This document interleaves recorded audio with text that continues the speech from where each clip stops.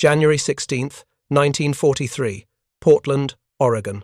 The T-2 tanker SS Schenectady sat moored at the outfitting basin of Kaiser Shipyards, fresh from completing its sea trials just days earlier. The ship had passed every test. Its triple-expansion steam engine hummed perfectly. Its cargo tanks held pressure without leaking. Every system functioned exactly as designed. At 3:30 in the afternoon, without warning, a sound like a rifle shot echoed across the Columbia River. Workers on nearby ships stopped mid-task. The noise came again, louder this time, a sharp crack that rolled across the water like thunder. On the Schenectady's deck, a hairline fracture appeared just aft of the bridge superstructure. Within seconds, that fracture became a gap. The gap became a chasm. The deck split. The hull sides tore apart. Steel plating designed to withstand the crushing pressure of North Atlantic storms simply shattered like glass. The center of the ship rose skyward, while bow and stern plunged downward into the river bottom. The vessel jackknifed, breaking almost completely in two. Only the bottom plating held the ship together, and barely. Workers stood frozen, watching a brand-new cargo vessel worth millions of dollars destroy itself in calm water on a clear winter day. 3,000 miles away in Washington, D.C., Vice Admiral Emory Scott Land, chairman of the United States Maritime Commission, received the telegram with growing dread. The Schenectady was the third Liberty-class vessel to catastrophically fail in 6 weeks. The SS John P. Gaines had broken in half in the Aleutian Islands in December. The SS SO Manhattan had fractured off New York Harbor just weeks before. Something was fundamentally wrong with welded ship construction, and nobody understood what. The irony cut deep. Welding was supposed to save America's war effort, not threaten it. The revolutionary technique that allowed Kaiser's shipyards to build cargo vessels in weeks instead of months was now being questioned by every maritime expert in the country. Traditional shipbuilders who had spent decades perfecting riveted construction watched with grim satisfaction. They had warned about this. Welding was unproven technology. Welding was dangerous. Welding would fail when it mattered most. But here was the uncomfortable truth that Admiral Land couldn't ignore. Even with these catastrophic failures, even with ships literally breaking in half, America was still winning the Battle of the Atlantic. Kaiser's yards were launching 3 Liberty ships daily. German U-boats were sinking Allied vessels at a rate of 2.4 ships per day. The mathematics were brutal but clear. The United States was replacing cargo capacity faster than Germany could destroy it, and welding was the reason why. If you're enjoying this deep dive into the story, hit the subscribe button and let us know in the comments from where in the world you are watching from today. The question wasn't whether to continue using welding.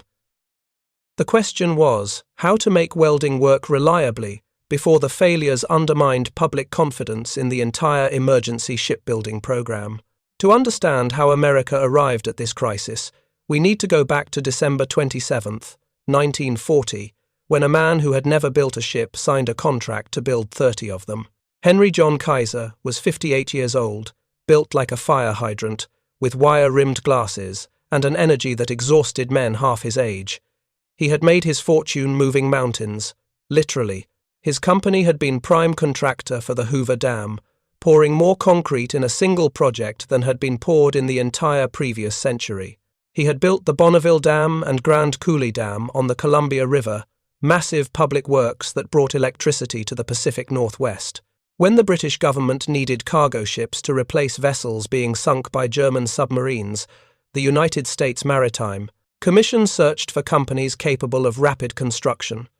Traditional shipyards on the East Coast were fully booked, building warships for the Navy. The Commission needed someone who could build merchant vessels quickly, someone who understood large-scale industrial production, someone who wasn't constrained by maritime tradition.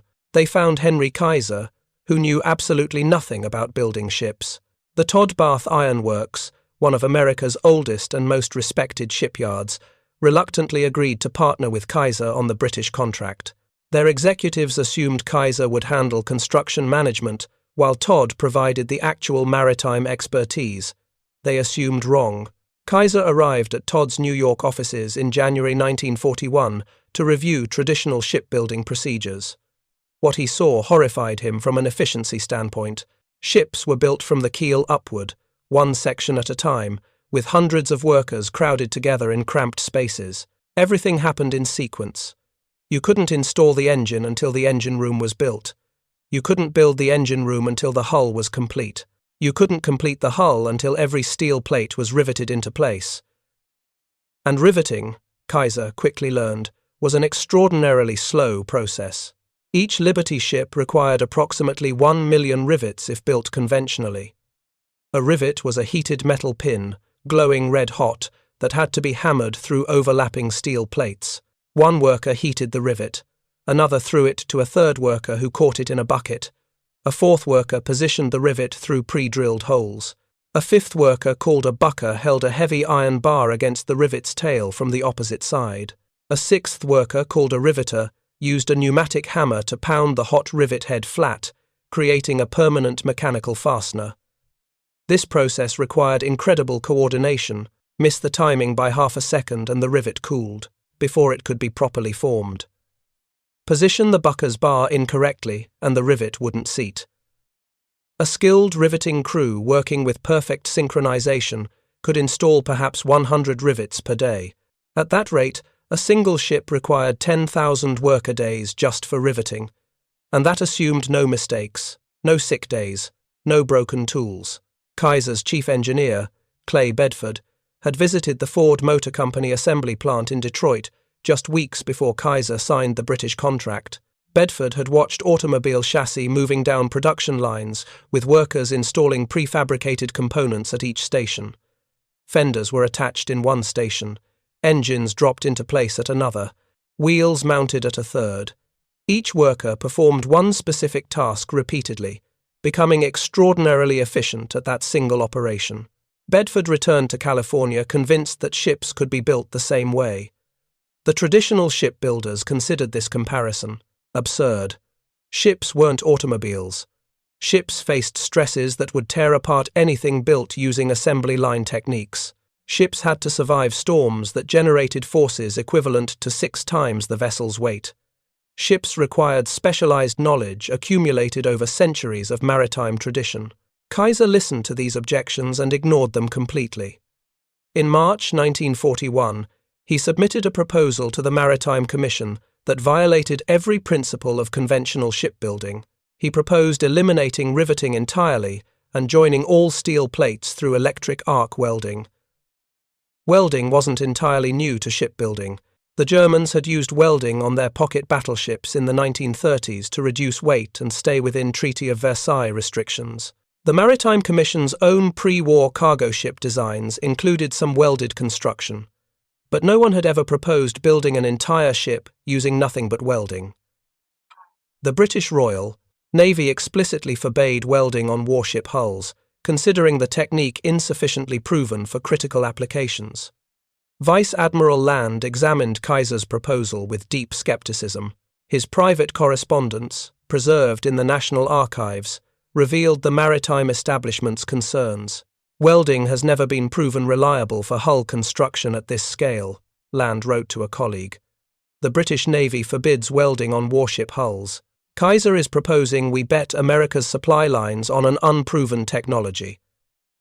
But Land also recognized desperation. In 1941, German U-boats and surface raiders would sink approximately 3.6 million tons of Allied shipping. Britain was literally starving. Convoys arriving in Liverpool and Glasgow carried 40% less cargo than the previous year. If the sinking rate continued, Britain would run out of fuel, food, and ammunition before American industrial production could make any difference. American shipyards using conventional riveting methods required an average of 230 days to build a single cargo ship. At that pace, the Allies would lose the Battle of the Atlantic before American industry could respond. The decision to approve Kaiser's contract represented not confidence in his methods, but acknowledgement that traditional approaches could not possibly meet wartime demands. The first real shock to the maritime establishment came when Kaiser broke ground on his Richmond shipyard in January 1941. The facility rose from empty mudflats on San Francisco Bay over the course of 9 months. Traditional shipyards had evolved over decades or even centuries, with buildings and equipment positioned according to accumulated wisdom about efficient ship construction. Kaiser's Richmond yard looked nothing like a traditional shipyard. Instead of massive gantry cranes positioned over longitudinal building ways, Richmond featured open areas for prefabrication, surrounded by 7 parallel building slips. Railroad tracks crisscrossed the entire facility, designed to move steel sections weighing up to 150 tons. Overhead cranes capable of lifting entire ship sections stood every 100 feet. John Riley, Chief Naval Architect for Bethlehem Steel Corporation and a 30-year veteran of maritime construction, visited the Richmond Yard in May 1941. His inspection report contained both technical criticism and grudging admiration. Kaiser has violated every principle of efficient shipyard layout I learned in 3 decades of experience, Riley wrote. His prefabrication areas are too large. His crane capacity is absurdly excessive. His building ways are too short. Yet I must admit the facility is designed for exactly what he claims, rapid assembly of prefabricated sections. The arrival of workers provided the next phase of revolutionary change.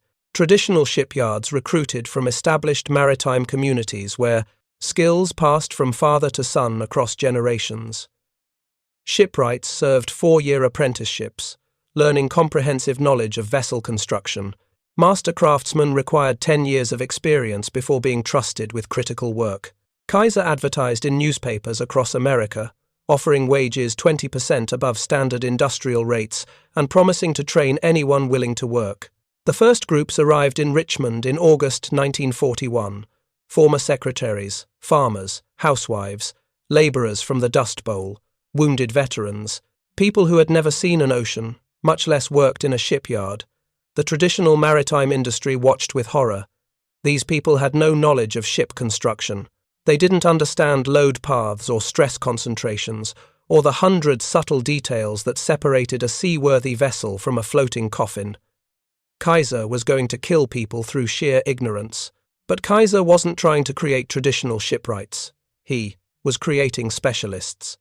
The simplification of complex tasks into repeated simple operations borrowed directly from assembly line manufacturing proved devastatingly effective. Traditional welders spent 4 years as apprentices learning comprehensive welding skills. Kaiser's instructors taught specific techniques for specific tasks in approximately 2 weeks. Workers didn't need to know how to weld everything. They needed to know how to weld vertical seams on bulkheads, or horizontal deck plates, or curved hull sections. One task, performed repeatedly, until it became second nature. A complete novice could be trained to perform basic spot welding in as little as 10 days. More complex positions like ship fitters or crane operators required 4 to 6 weeks. Mary Carroll became the first woman hired as a welder at Kaiser's Portland shipyard in April 1942. Her 27-year-old son had died in the Battle of Bataan in the Philippines, driving her to contribute to the Partit war effort. She had never welded anything in her life. 2 weeks later, she was joining steel plates on Liberty ship hulls, earning $1.20 per hour, the same rate as male welders. Jean Wild started working alongside Carroll. Wild was a homemaker who shared a house with Carroll's family in the foothills near Portland. Louise Cox began welding at Kaiser's Richmond Yard after her brother joined the Navy. Cox had learned acetylene welding from her father as a child and had studied metallurgy at the University of Tennessee. Between college terms, she sang with the San Francisco Opera Company. Now she designed women's welding clothes that emphasized safety while joining steel plates that would carry ammunition to Europe. The path to employment wasn't easy for women or for black workers. The International Brotherhood of Boilermakers, which controlled access to shipyard jobs, consisted entirely of white male workers who resisted change. In July 1942, union members voted 12,000 for and 7,000 against women's membership, but the vote failed on a technicality. On September 8, 1942, 22 women welders stormed the Boilermakers Union offices in Sausalito, California, to protest being denied union clearance. The union's business manager threatened to yank all women workers out of the shipyards and let the government decide who was right. 2 days later, top union leaders rewrote the union bylaws, granting official membership to women. Kaiser didn't hire through the unions. He hired directly through the United States Employment Service, integrating his shipyards with black men and women when most American industries remained segregated. Union leaders voiced loud opposition. Kaiser ignored them. His son, Edgar, who managed the Oregon shipyards, negotiated a temporary solution with the War Manpower Commission that allowed production to continue. By March 1943, Kaiser's shipyards employed over 20,000 women, representing approximately 30% of his total workforce. His yards also employed tens of thousands of African American workers in skilled positions, including welding, fitting, crane operation, and supervisory roles. This level of workplace integration was unusual for 1940s America. The democratization of skilled work that Kaiser enabled carried implications far beyond wartime production. By proving that complex manufacturing could be performed by trained workers rather than requiring generational craft expertise, Kaiser's shipyards challenged fundamental assumptions about labor, skill, and industrial organization. But the real revolution happened with welding itself. Electric arc welding uses an electrical current to create an arc between an electrode and the metal being joined. The arc generates temperatures exceeding 6,000 degrees Fahrenheit, hot enough to melt steel. As the electrode moves along the joint, molten metal from the prabarate, electrode, and the base metal flow together, creating a fusion bond that is actually stronger than the surrounding material when done correctly. Welding offered multiple advantages over riveting. Speed was the most obvious. A skilled welder could join steel plates in a fraction of the time required for riveting. Welding required fewer workers. One welder working alone could accomplish what previously required a 6-person riveting crew. Welding required less upper body strength, which meant women could perform the work as effectively as men. Welding also saved weight. Riveted construction required steel plates to overlap, adding approximately 300 tons of dead weight to a medium-sized cargo ship. Welded joints could be butted edge to edge with no overlap, eliminating that excess weight and allowing ships to carry more cargo. Welding saved steel itself, critically important when steel production couldn't keep pace with wartime demands. But welding introduced new challenges that traditional maritime engineers didn't fully understand. When you rivet 2 steel plates together, each rivet acts as an independent fastener. If one rivet fails, the others continue holding. If a crack develops in a riveted hull, it typically stops when it reaches a riveted seam because the mechanical fasteners interrupt crack propagation. Welding creates a continuous bond. If a crack develops in a welded hull, there's nothing to stop it from propagating across the entire structure.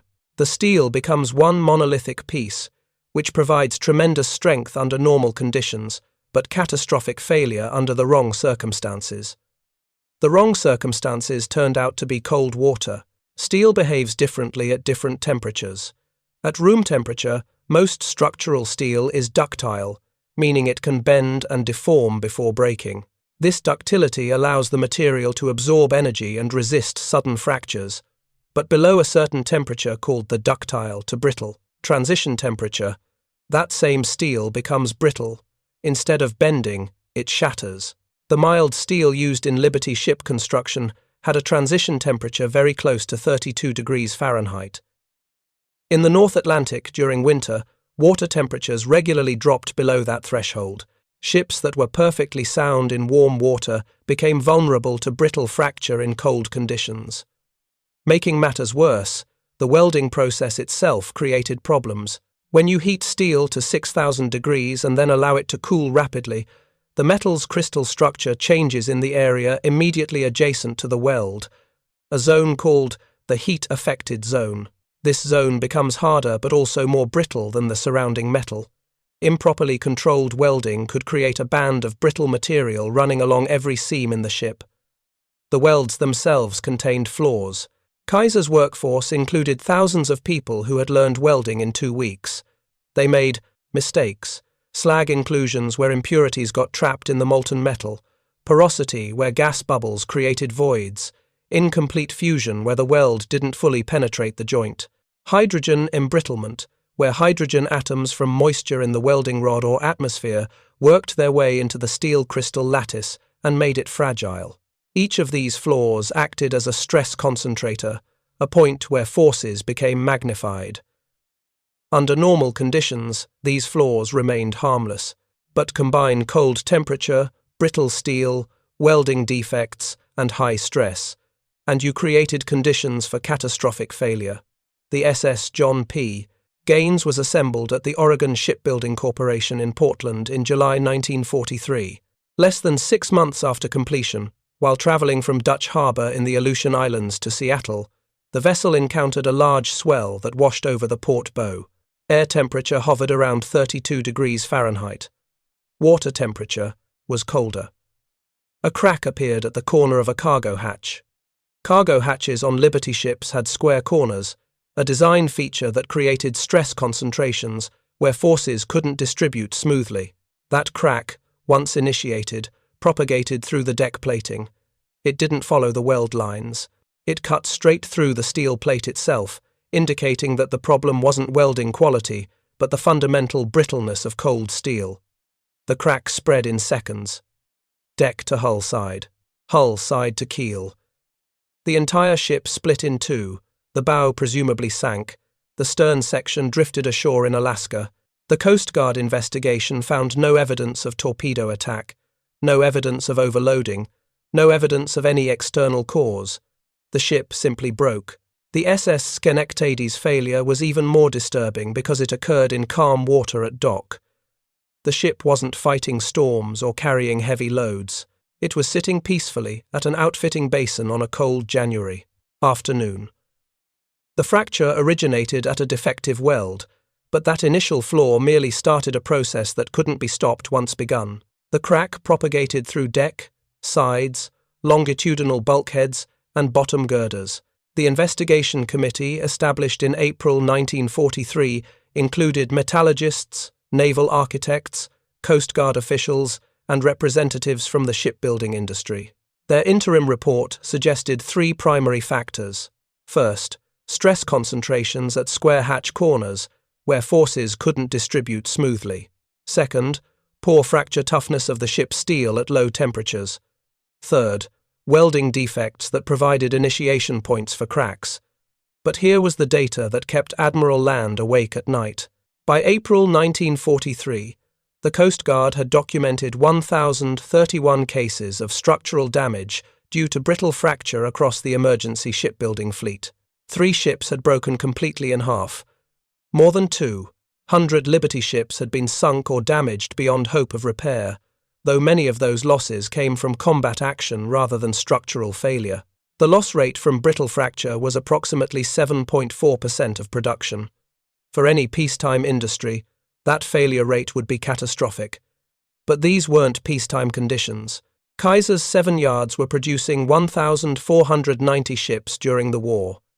The entire American emergency shipbuilding program would produce 2,710 Liberty ships by war's end. Even losing 7.4% to structural failure, even with ships literally breaking in half, the United States was still winning. The mathematics were brutal, but undeniable. German submarines were sinking Allied cargo vessels at a rate that would have been unsustainable using traditional construction methods. But Kaiser's welded ships appeared faster than U-boats could sink them. Vice Admiral Howard Vickery, Vice Chairman of the Maritime Commission, watched the production numbers with amazement that overcame his initial skepticism. In January 1942, I opposed Kaiser's request to reduce drawing specifications, Vickery wrote in commission meeting minutes. Ships are not automobiles. Maritime construction requires precision. But by March, Kaiser's yards were outproducing our traditional contractors by 40%. By June, the gap had widened to 70%. I learned that perfection is the enemy of sufficient. Kaiser's ships were not beautiful. They were adequate. And adequate ships delivered more cargo than perfect ships still under construction. If you find this story engaging, please take a moment to subscribe and enable notifications. It helps us continue producing in-depth content like this. The solution to brittle fracture didn't come from a single brilliant insight. It came from systematic investigation conducted under wartime pressure by engineers who understood couldn't stop production while they solved the problem. Ships were needed immediately. People were dying. The war wouldn't wait for perfect answers. The Board of Investigation, established in April 1943, began conducting tests that would have been impossible in peacetime. They had access to failed ships, intact ships, and production facilities, building new ships daily. They could examine fracture surfaces, test steel samples at different temperatures, and observe welding procedures under actual production conditions. Constance Tipper, a British metallurgist working with the investigation team, became one of the first people to understand why Liberty ships were breaking. She conducted impact tests on steel samples taken from failed vessels, measuring how much energy the material could absorb before fracturing. Her experiments revealed that the mild steel used in Liberty ship construction had terrible impact resistance at temperatures near freezing. At 70 degrees Fahrenheit, the steel could absorb significant energy before failing. At 32 degrees, the same steel became as brittle as glass. The transition happened over a narrow temperature range, and unfortunately, that range coincided exactly with North Atlantic winter conditions. The chemistry of the steel compounded the problem. Sulfur content was too high, manganese was too low. That undesirable chemistry weakened the steel's resistance to brittle fracture and made the heat-affected zones adjacent to welds even more vulnerable. Modern steel specifications would never allow such marginal chemistry, but in 1942, the pressure to produce steel quickly overwhelmed concerns about optimal composition. The investigation also revealed that square hatch corners acted as severe stress concentrators. 52% of all serious fractures on Liberty ships originated at cargo hatch corners. When forces couldn't flow smoothly around a sharp corner, they concentrated at that point, creating stresses far higher than the ship's designers had calculated. The solution was simple in concept, difficult in execution. Round the corners. But you couldn't round corners on ships already built. You couldn't recall 2,000 vessels scattered across every ocean. The Maritime Commission had to implement fixes that would work on existing ships while improving new construction. The first fix was crack arresters. Engineers welded steel straps across the deck at strategic locations, creating barriers that would stop crack propagation even if a fracture initiated. These straps interrupted the continuous steel structure, forcing cracks to reinitiate on the other side, which absorbed energy and sometimes stopped the failure entirely. The Schenectady had been built before crack arresters became standard. Later ships had 4 required arresters. The second fix was rivet holes. It sounds absurd. Kaiser had eliminated rivets specifically to speed construction, and now, engineers were drilling holes that looked exactly like rivet holes at stress concentration points. But those holes actually worked. A crack propagating through steel plate encounters a hole and must reinitiate on the other side. That process absorbs energy and can arrest the crack entirely. Adding rivet-style holes at hatch corners reduced fracture initiation rates dramatically. The third fix was improved welding procedures. Kaiser had been training workers in 2 weeks. Now the training extended to 4 weeks, with much more emphasis on quality control. Welders learned to preheat steel before welding, reducing the thermal shock that created brittle heat-affected zones. They learned to control their travel speed, ensuring complete fusion without creating excessive hardness. They learned to use low-hydrogen welding rods that reduced hydrogen embrittlement. The fourth fix was better steel. The Maritime Commission revised specifications to require steel with improved impact resistance at low temperatures. The Charpy V-notch test, which measures absorbed energy, became standard for evaluating steel quality. The 15 foot-pound transition temperature began to be used as a reference point, defining the highest temperature at which brittle fracture initiation would occur in ship-quality steels. Kaiser Shipyards implemented these changes faster than any other builder. By mid-1943, Richmond and Portland yards had incorporated all 4 fixes into production.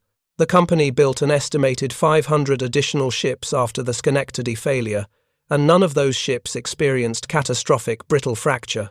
None. Production statistics tell the story of continuous improvement. Kaiser's first Liberty ship, the SS Patrick Henry, was completed in 244 days in 1941. By early 1942, construction time had fallen to 124 days.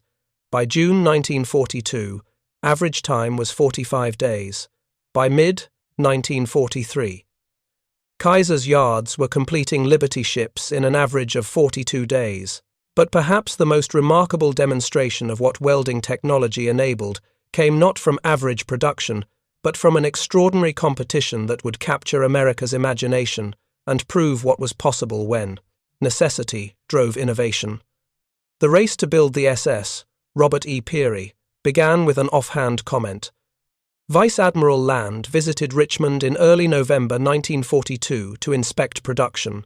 During a conversation with journalists, he remarked that Liberty ship construction had improved remarkably, but the recent speed records still paled compared to what mass production had achieved in other industries.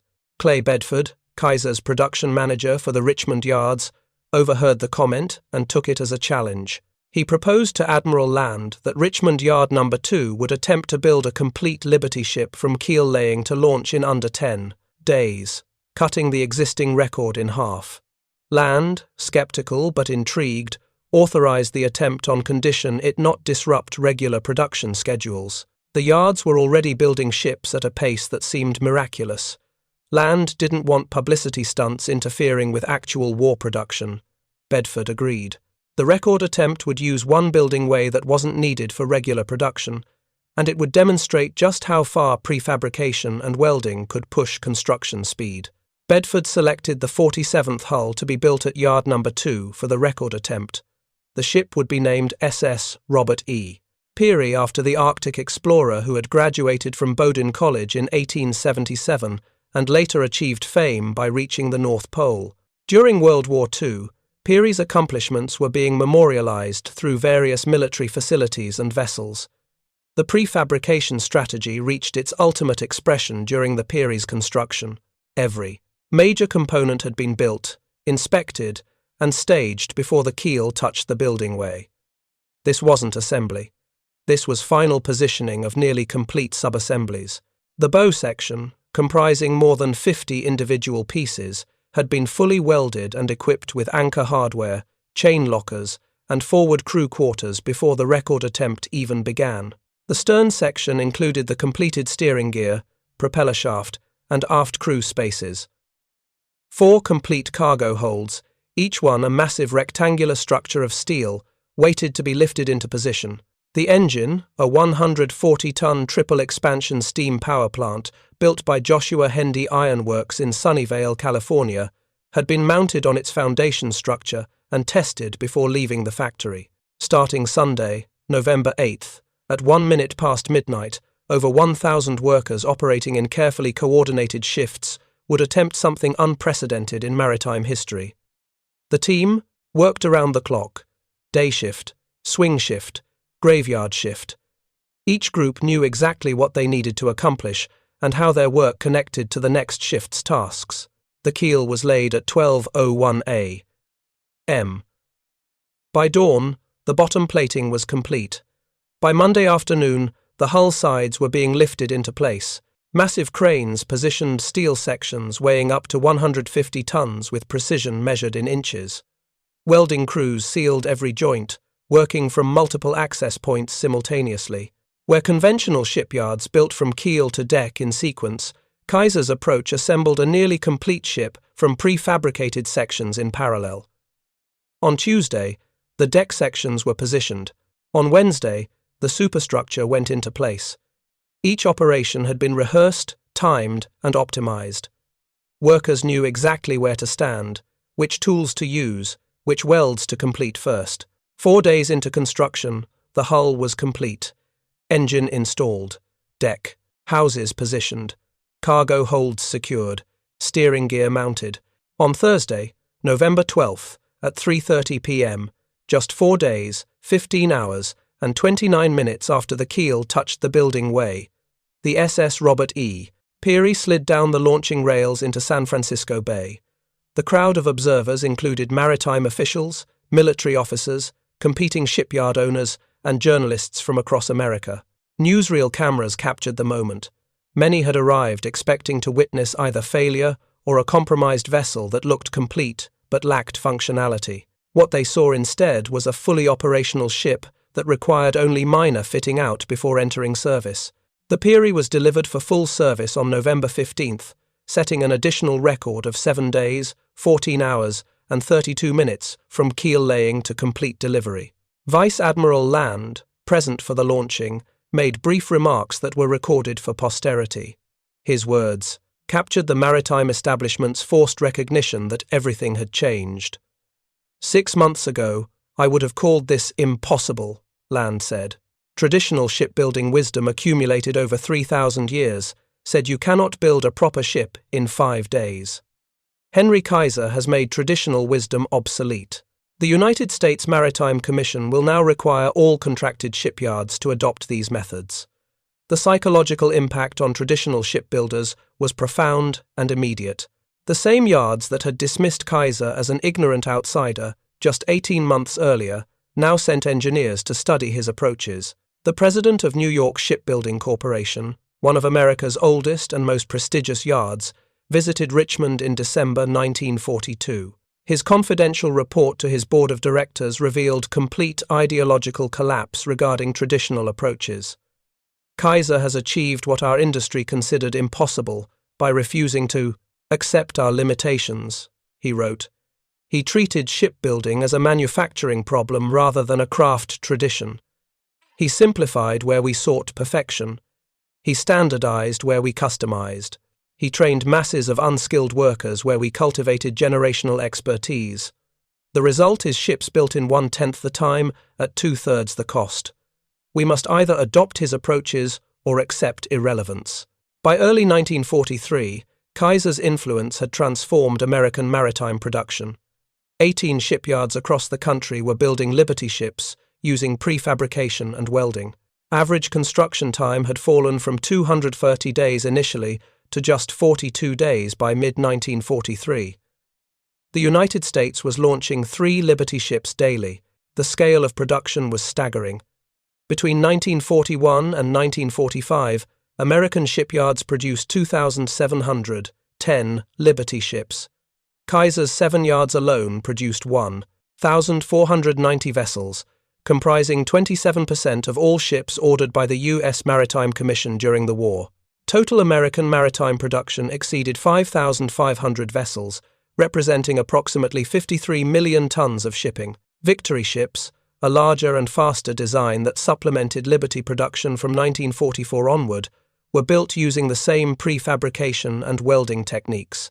The approaches Kaiser pioneered became universal standards across the American shipbuilding industry. Commander Joseph Kenworthy of the Royal Navy, assigned to the British Admiralty delegation in Washington, watched American production with admiration and envy. His official reports, declassified in the 1980s, captured the British perspective on American industrial dominance. The United States is building merchant shipping at a rate that exceeds the combined capacity of the rest of the world, Kenworthy wrote. Kaiser alone produces more tonnage monthly than the entire British shipbuilding industry. The approaches are crude by Admiralty standards. The ships are inelegant, but they float. They carry cargo, and there are thousands of them. The Royal Navy built the finest warships in the world using traditional craftsmanship requiring years per vessel. The Americans build adequate ships in weeks. Adequate, multiplied by thousands, defeats perfection multiplied by dozens. The strategic impact was decisive. By 1944, German U-boats were being destroyed faster than they could be replaced. The Luftwaffe had been forced into a defensive war of attrition. Allied supplies poured into Britain and then into France after D-Day. Every tank, every truck, every artillery shell, every gallon of fuel travelled aboard ships that shouldn't have existed according to traditional maritime wisdom. Admiral Chester Nimitz, commander of the Pacific Fleet, reflected on the strategic impact in his post-war memoir published in 1960. We fought across 5,000 miles of Pacific Ocean, supplied by ships built faster than the enemy could sink them, Nimitz wrote. Japan's military planners assumed American industrial capacity was impressive but finite. They believed that if they sank enough ships, eventually American logistics would collapse, and we would be forced to negotiate. They failed to account for Henry Kaiser. By 1944, we were replacing shipping losses faster than they could inflict them. The mathematics of attrition favored the side that could build 3 ships daily over the side that could sink 2 ships daily. Industrial capacity, not martial valor, determined the outcome. The Pacific War was won in the shipyards of Richmond, Portland, and Baltimore, as much as on the beaches of Iwo Jima and Okinawa. But perhaps the most remarkable aspect of Kaiser's transformation was what happened after the war ended. Traditional analysts expected the wartime shipbuilding boom to collapse, leaving tens of thousands of workers unemployed and hundreds of costly facilities abandoned. The prediction proved partly true. Liberty ship production ended in September 1945. By December, Kaiser's workforce had fallen from 200,000 to fewer than 20,000. The Richmond shipyards that had employed 100,000 workers at their peak stood largely empty by spring 1946. The boomtowns built to house shipyard workers, including Vanport City in Oregon, which had briefly become the state's second-largest city with a population exceeding 40,000, emptied almost overnight. Yet the knowledge developed during the emergency program did not disappear. The prefabrication techniques, welding procedures, and parallel assembly approaches that Kaiser pioneered became standard practice in global shipbuilding. When Japan and South Korea rebuilt their maritime industries in the 1950s and 1960s, they studied Kaiser's Liberty ship program and adopted his approaches as the foundation of their yards. The massive shipbuilding facilities in Ulsan, South Korea, and Nagasaki, Japan, that would dominate world shipping construction for decades were direct descendants of Richmond Shipyard's revolutionary practices. Korean and Japanese engineers visited American yards, examined Liberty ship construction records, and implemented welding-based prefabrication as their core methodology. John Bunker, professor of maritime history at the State University of New York Maritime College, summarized Kaiser's lasting influence in his definitive study published in 1972. Kaiser entered shipbuilding as an outsider, ignorant of maritime tradition, unconstrained by conventional wisdom, and willing to apply manufacturing principles that the established industry considered inappropriate for ship construction, Bunker wrote. In 36 months, he built more ships than had been constructed in America during the entire previous century. More importantly, he fundamentally altered how ships would be built worldwide for the remainder of the 20th century. The modular construction, prefabrication, and welded assembly that Kaiser pioneered are now universal standards. Every modern shipyard, whether building container vessels in Korea, oil tankers in Japan, or cruise ships in Europe, uses approaches derived from Kaiser's Liberty ship program. The longevity of Liberty ships provided the ultimate vindication of welded construction. These vessels were designed as emergency ships with expected service lives of 5 years. Many remained in service for decades. The SS John W. Brown, built in 1942, remains operational as a museum ship in Baltimore as of 2024, 82 years after construction. The SS Jeremiah O'Brien, also built in 1942, is preserved in San Francisco and participated in the 50th anniversary commemoration of D-Day in 1994, actually sailing to Normandy under its own power. Of the approximately 2,510 Liberty ships that survived the war, approximately 835 remained in commercial service through the 1960s. Many were sold to foreign shipping companies, where they operated into the 1970s. The SS Albert M. Bow, the last Liberty ship built and delivered on October 30th, 1945, was not scrapped but converted. Sold in 1964, it became the fish cannery ship Star of Kodiak in 1965 and remains today as the landlocked headquarters of Trident Seafoods in Kodiak, Alaska, still in existence 8 decades after construction. The technological innovations developed during the Liberty ship program influenced industries far beyond maritime construction. The welding techniques refined under wartime pressure became standard in structural steel construction, petroleum refining equipment fabrication, and pressure vessel manufacturing. The prefabrication approaches pioneered at Richmond influenced construction practices in housing, bridge building, and industrial facilities. Healthcare innovation emerged as an unexpected legacy. To provide medical care for his massive workforce, Kaiser partnered with physician Sidney Garfield to establish prepaid healthcare programs at the Richmond shipyards. The Kaiser Richmond Field Hospital opened on August 10, 1942, financed by the U.S. Maritime Commission. Originally intended as an emergency facility with only 10 beds, it expanded to 160 beds by 1944.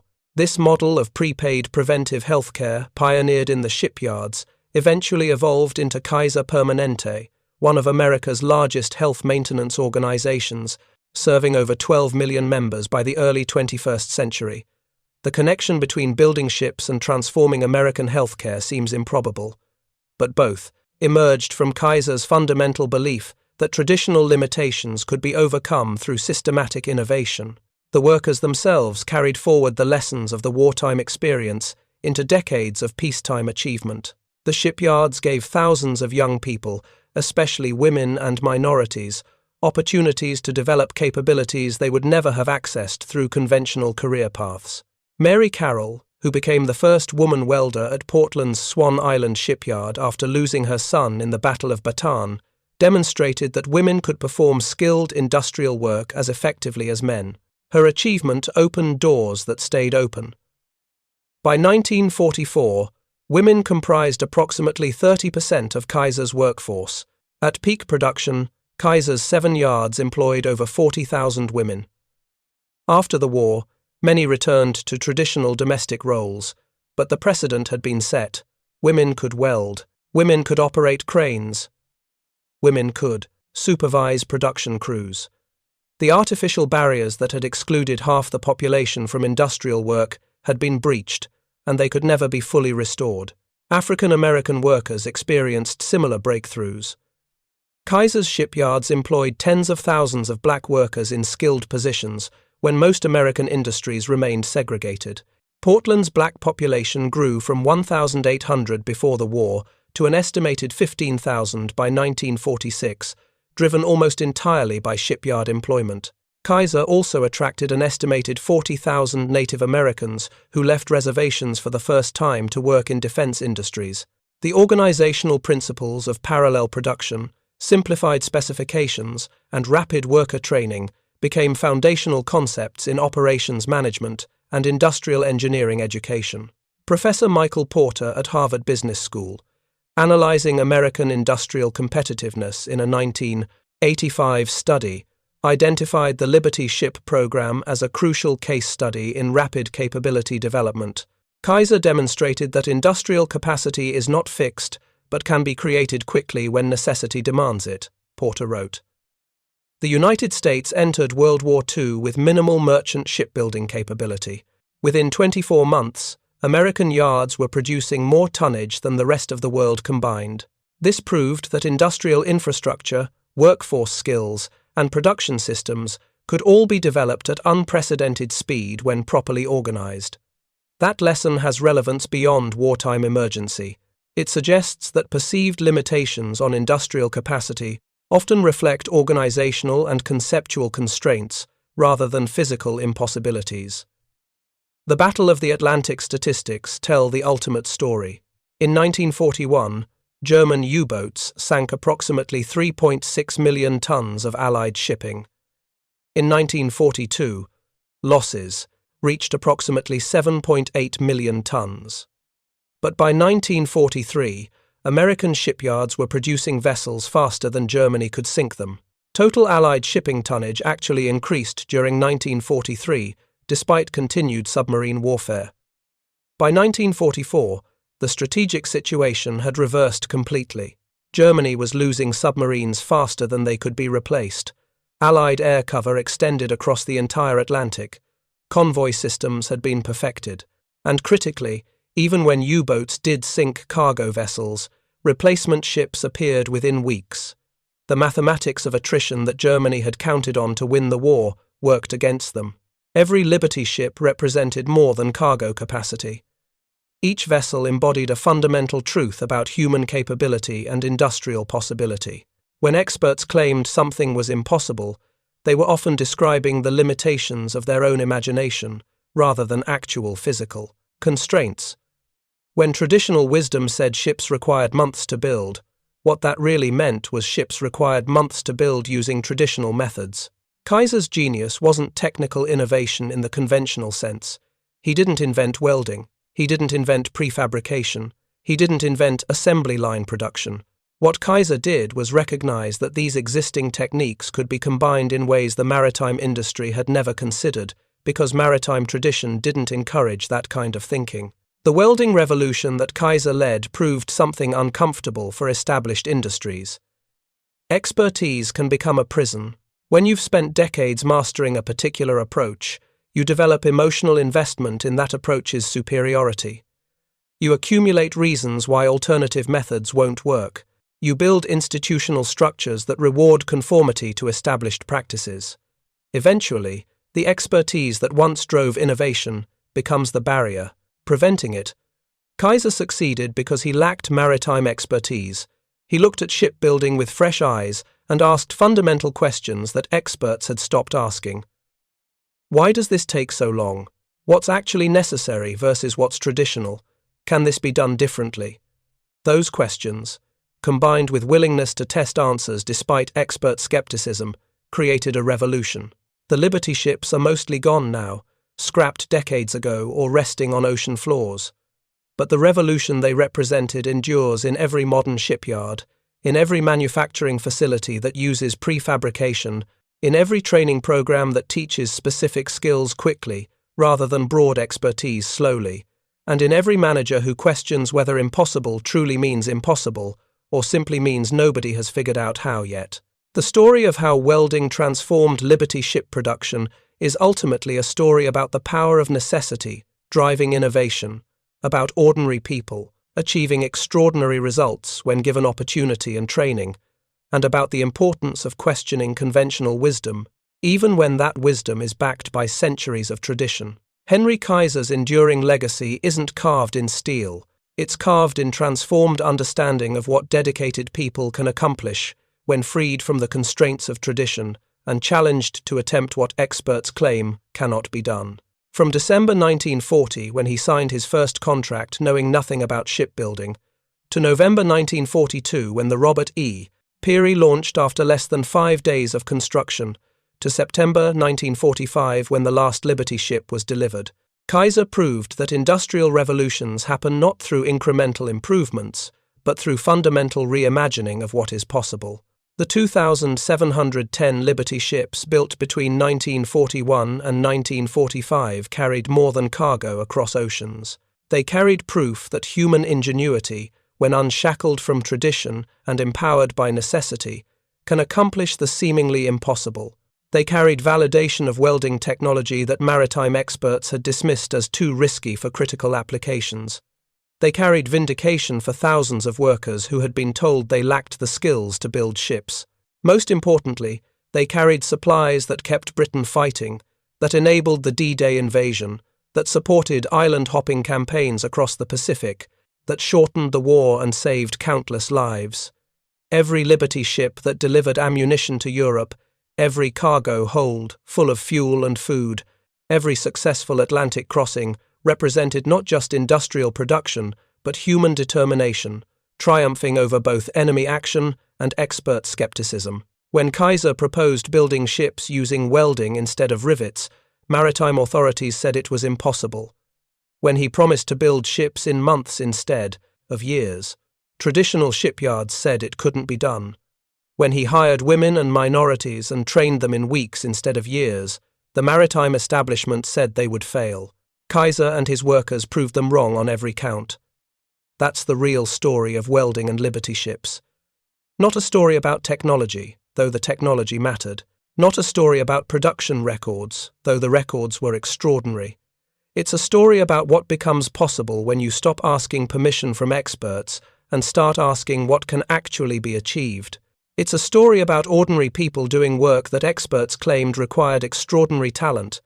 It's a story about questioning limits until you break through them.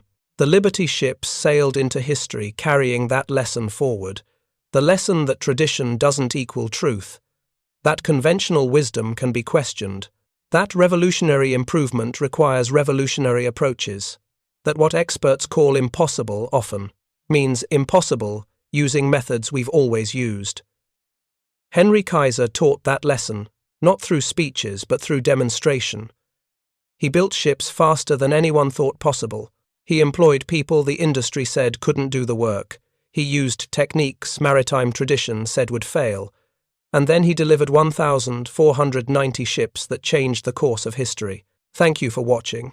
For more detailed historical breakdowns, check out the other videos on your screen now, and don't forget to subscribe.